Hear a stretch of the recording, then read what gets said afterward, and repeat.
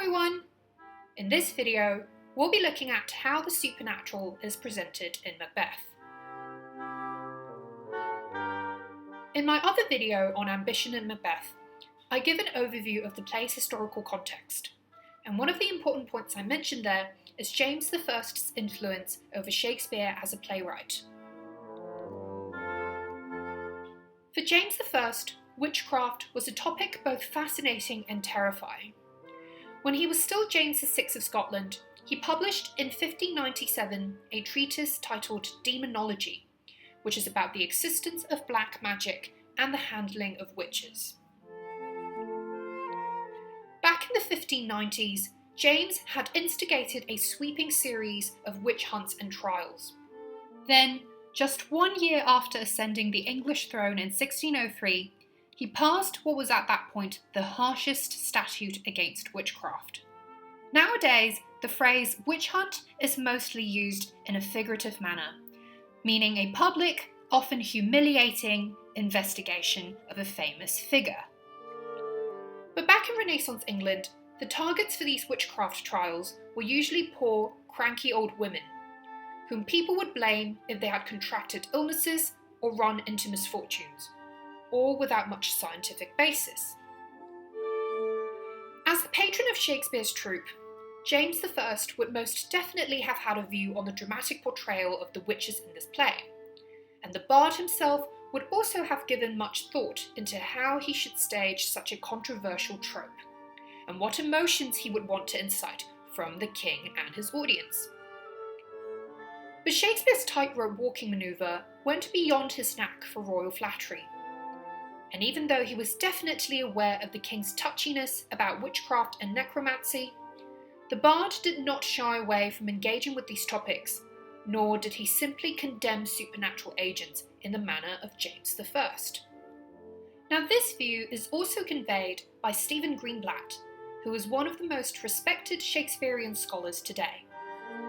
As he writes in his biography of Shakespeare, Will in the World, while writing Macbeth, Shakespeare was burrowing deep into the fantasies that swirled about in the king's brain. And if James had been fascinated by a command performance of diabolical music, the king's men would give him that and more. But Shakespeare was a professional risk-taker, and he went where his imagination took him. So if the cheerful sibyls of St. John's Gate became the weird sisters dancing around a cauldron, bubbling with hideous contents, then Shakespeare was obliged to pursue the course. The alternative was to write the kind of play that would put James to sleep and send the thrill-seeking crowds to rival theatres. Now, speaking of thrill-seeking crowds, the Renaissance playgoers would have also liked to see ghosts on stage.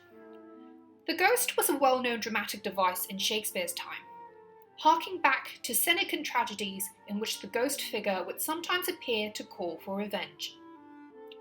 Given the popularity of Senecan plays in the Renaissance period, this association of ghosts with vengeance was likely affixed in the audience's mind.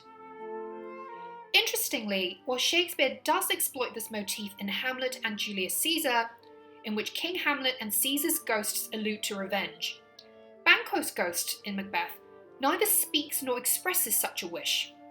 Instead, the ghost does more to show us Macbeth's personhood than it does draw attention to its ghostly nature.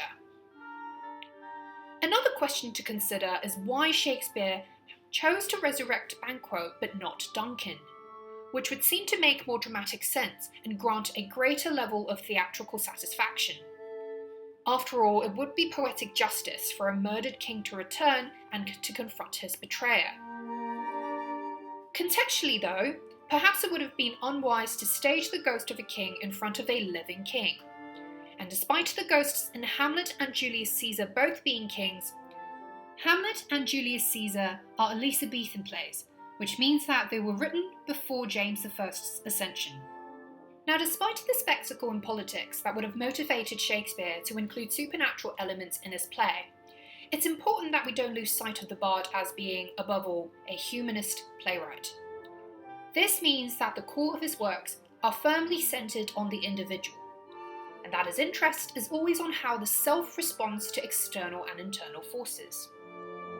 As such, the witches, ghosts and apparitions are there insofar as they amplify and complicate our view of the human characters, which is why any discussion about the supernatural in this play is also de facto a discussion about Macbeth. And with that, let's now dive straight into our first idea, which is the supernatural as a mirror of ourselves.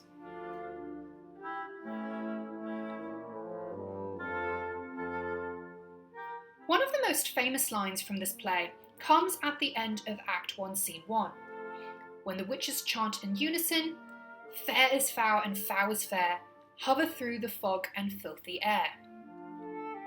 In addition to being a paradox, the line "fair is foul and foul is fair" is also an example of antimetaboly, which shows up as a syntactical mirror, being a repetition of successive words in reverse order.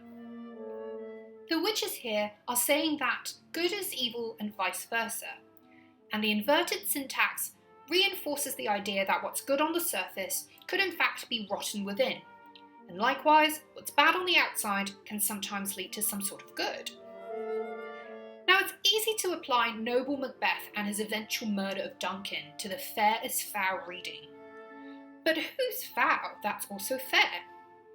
Could it possibly be the witches? Now, to Macbeth, these mischief-making sisters are definitely more foul than fair. But to the audience or the reader, the witches could in fact be seen as a dramatic boon, because it is through their interactions with Macbeth that we are given a deeper insight into his darkest instincts. So in that sense, what enables us to hover through the fog and filthy air of the next few acts in the play is the presence of the witches, their trickery, and most importantly, their function as a mirror for Macbeth's private self. We first get a glimpse of the witch's illuminating role in Act 1, Scene 3, when the first witch complains to her posse about the sailor's wife, who hilariously refused to share her chestnuts with the witch and even called her a hag. While the three conspire to tether the sail of the sailor's ship, the first witch goes even further with her vindictive schemes, as she vows, "I will drain him dry as hay. Sleep shall neither night nor day hang upon his penthouse lid. He shall live a man forbid. Weary 7 nights 9 times 9 shall he dwindle, peak and pine. Though his bark cannot be lost, yet it shall be tempest tossed." So what she's saying here is that she will terrorise the sailor's ship with storms and rob him of sleep for 81 weeks. And this, of course, forebodes what will eventually happen to Macbeth, who will be so besieged by the mental storms of his guilt that he too will suffer sleepless nights on end. As he says, after killing Duncan in Act 2, Scene 2, "Methought I heard a voice cry, 'Sleep no more! Macbeth doth murder sleep, the innocent sleep.'" And Macbeth himself is also aware of the role that witchcraft plays in disturbing the peace of sleep, which we know from his staggered hallucination speech in Act 2, Scene 1, when he says, "Now o'er the one half world nature seems dead, and wicked dreams abuse the curtained sleep. Witchcraft celebrates pale Hecate's offerings." The reference to a tempest-tossed ship may also be an allusion to the 1590 North Berwick witch trials in Scotland. Apparently, what happened was that after James VI's marriage to Anne of Denmark, and this was before he became James I of England, the newly married couple were sailing home one night when their ship ran into violent storms and were diverted off course for several weeks. The Scottish king was convinced that their misfortune was a result of witchcraft, and this, in turn, led to a series of witch hunts in Denmark, which then inspired James VI to establish his own witchcraft tribunal courts in Scotland. While it's possible to think that Shakespeare was alluding to this event as a backstage wink to his patron, this reference is also symbolic of the chaos that malicious forces could pose on human relationships, which is precisely what we see as the play unfolds.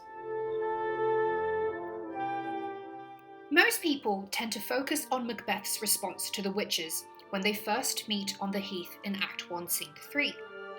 But it's equally important that we examine how Banquo reacts, because this gives us more clues into Macbeth's character. The first thing we may notice about Macbeth is his natural affinity to the witches. In fact, before he's even seen them, he echoes their words in his statement, "So fair and foul a day I have not seen." On the contrary, Banquo stands at a stark remove from the witches, as his first instinct is to challenge the witches' very state of being, and not to engage them in a conversation. He comments, for example, that they look not like the inhabitants of the earth, and asks, "Live you?" which means, are you actually alive?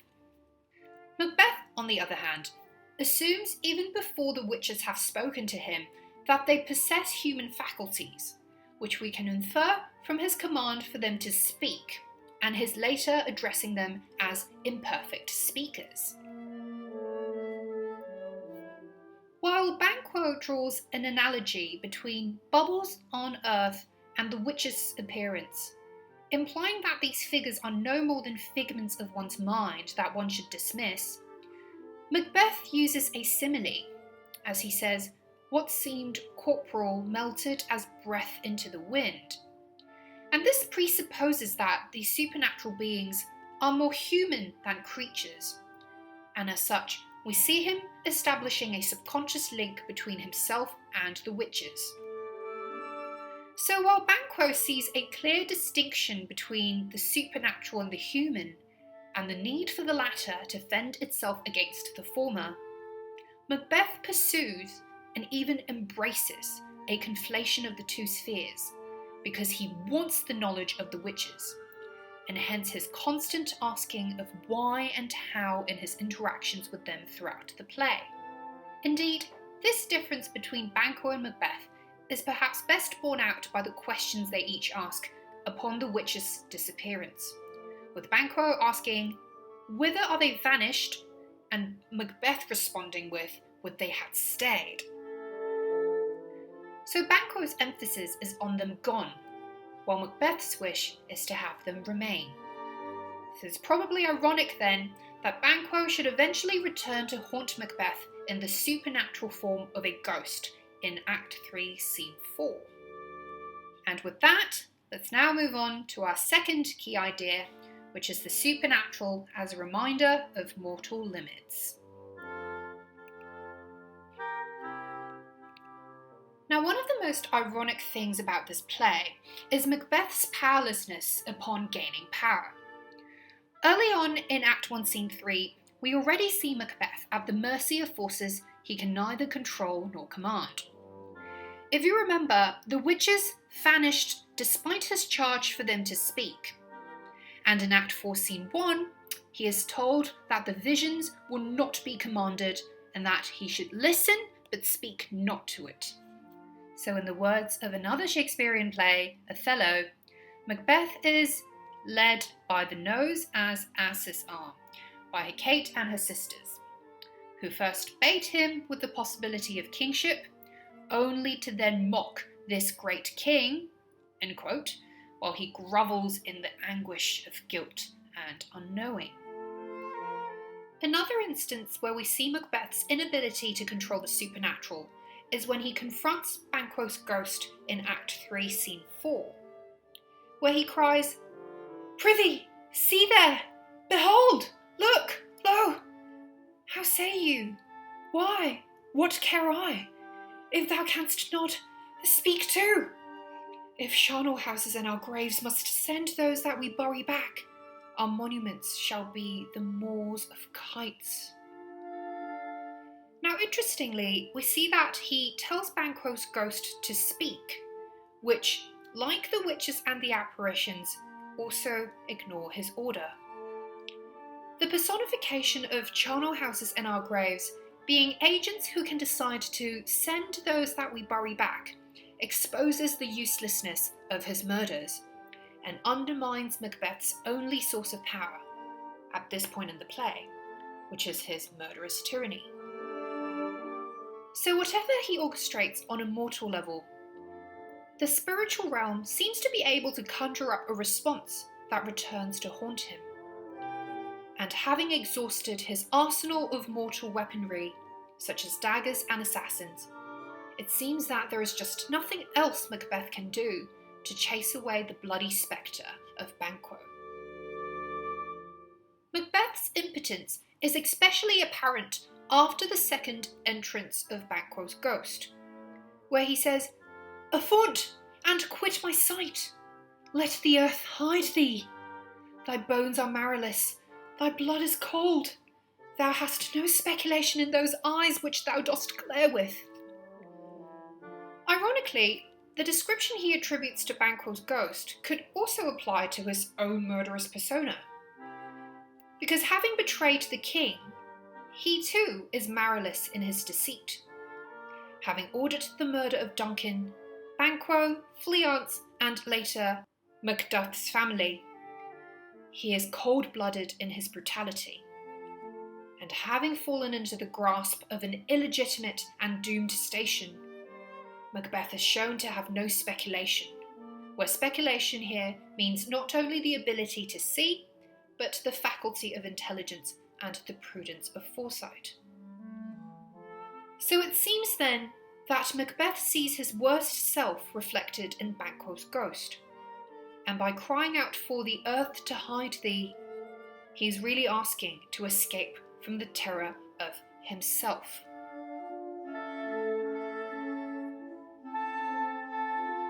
After Lady Macbeth chastises her husband for losing it, Macbeth attempts to reassert his manhood by claiming that what man dare, I dare. The only issue, though, is that he's being confronted with a force that most men wouldn't dare, and so the implication of his claim isn't so much the firmness of his courage, but rather its crippling limitations. In the speech we're looking at right now, Macbeth invokes superlatives and hyperboles to remind all of his valiance. But buried within these references to rugged Russian bears, the armed rhinoceros, and the Hyrcan tiger is that crucial but telling plea: take any shape but that, where that refers to the ghostly figure. So Macbeth is crying for Banquo to turn into the fiercest beast, or become human again and challenge him to the harshest duel. Just please don't show up as a ghost, because that's beyond the scope of his understanding and the domain of mortal power. The euphemism of horrible shadow echoes that interpretation of Macbeth seeing himself reflected in Banquo's ghostly visage, as the word shadow could mean either spirit and phantom, or reflection and semblance. At the same time, the ghost is also an unreal mockery, as Banquo's return may remind us of the witch's other prophecy, that Banquo's sons will eventually become king, and this is a worry which hovers over Macbeth's mind like a spectre throughout the play.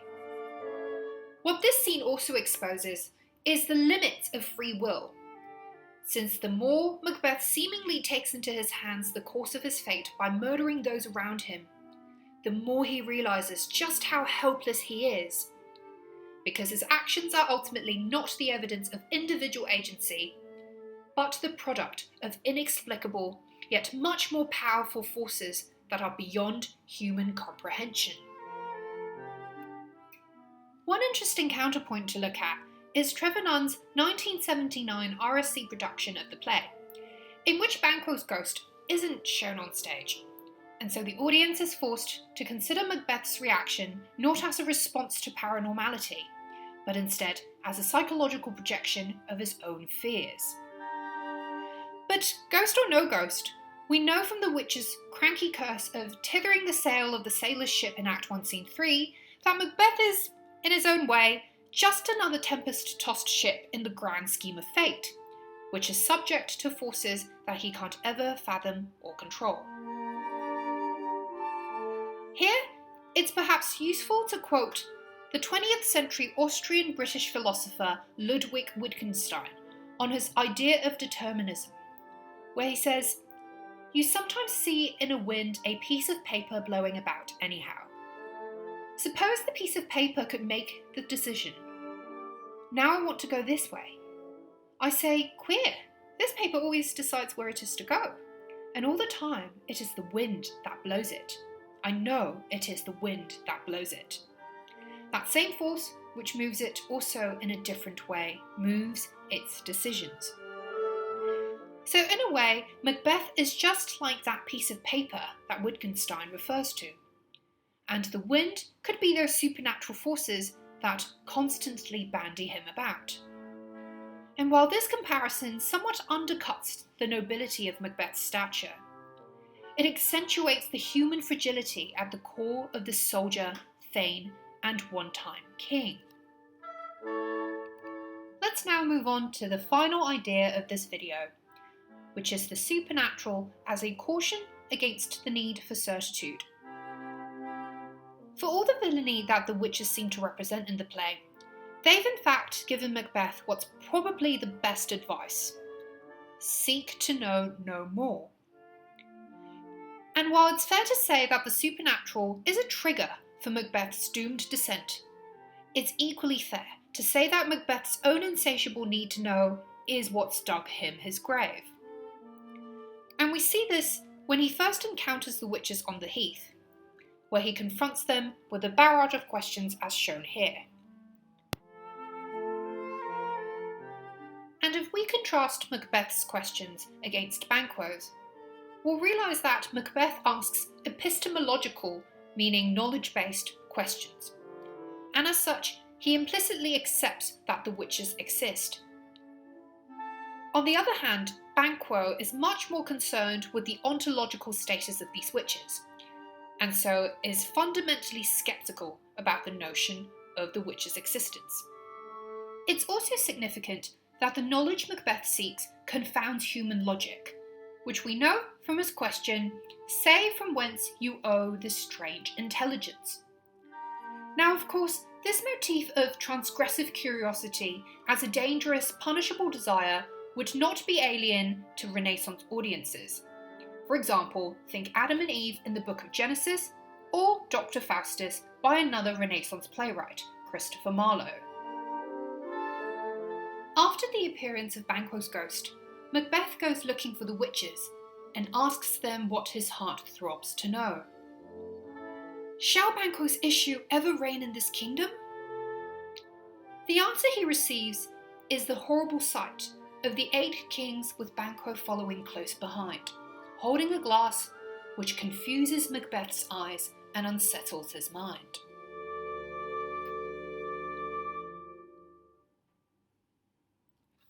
Note that in this speech, the iambic pentameter that Macbeth characteristically speaks in is disrupted at several points. For example, what will the line stretch out to the crack of doom? Another yet, a 7th, I'll see no more, are both hypercatalectic in meter, which means that both lines end with one extra syllable.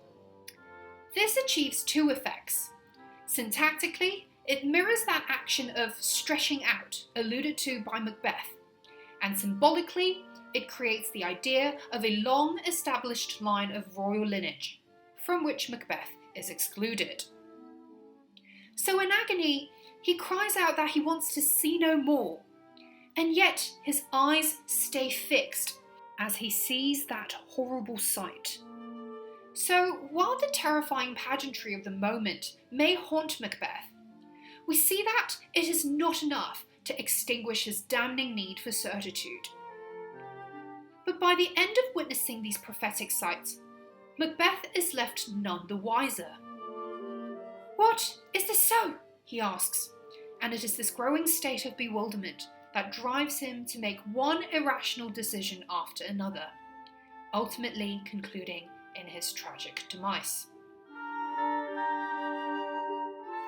So notice that while Macbeth's decisions to act on each supernatural encounter form the main catalyst points of the plot, these are largely motivated by his uncertainty about what these occurrences may mean for him, and in turn by his own need to certify them through his actions.